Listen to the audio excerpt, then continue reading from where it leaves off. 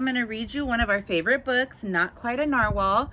I want you to listen to the book really carefully, and I want Mommy and Daddy to ask you a few questions about the book, and you try to remember what Mrs. Hines read and tell them what you remember, okay? All right, let's go. Not Quite a Narwhal.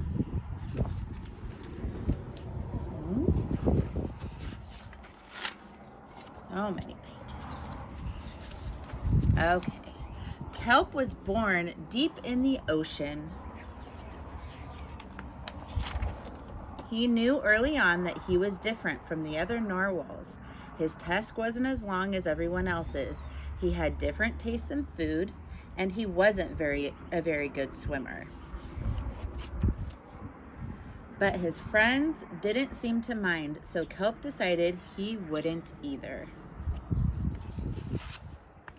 That was until he was swept away by a strong current. I wish I were a better swimmer. Kelp found himself at the surface, closer to land than he had ever been before. High up on the cliff, he spotted a mysterious, sparkling creature. It looked so familiar. It looked like Kelp.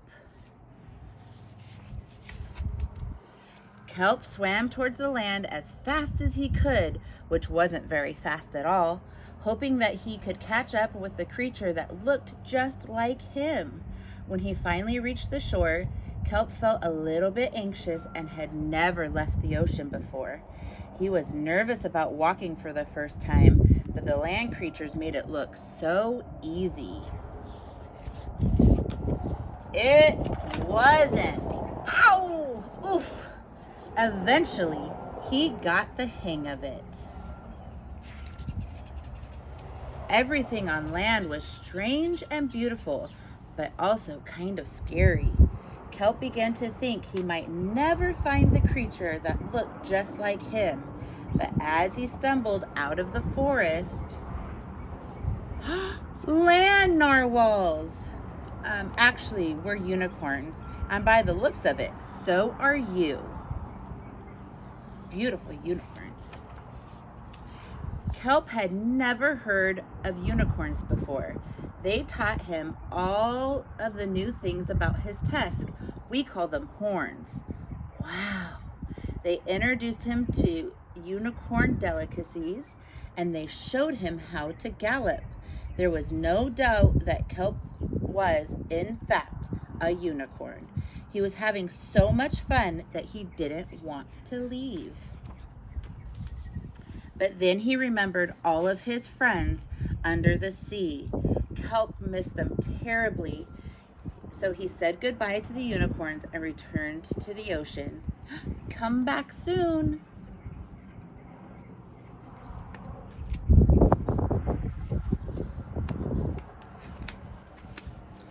Kelp swam towards home as fast as he could, which wasn't very fast, hoping that the narwhals would still like him now that he was a unicorn.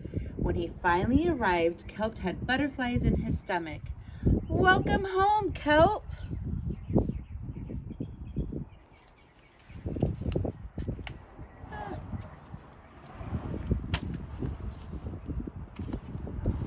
Kelp took a deep breath and told his friends the news. It turns out I'm not a narwhal. Of course you aren't. I'm a unicorn. We all knew that. They took quite a while. Kelp was happy to be home, but now that he'd experienced life on land with the unicorns, he couldn't seem to forget them. Did he want to be a land narwhal with the unicorns or a sea unicorn with the narwhals? Kelp couldn't decide, but then he realized that maybe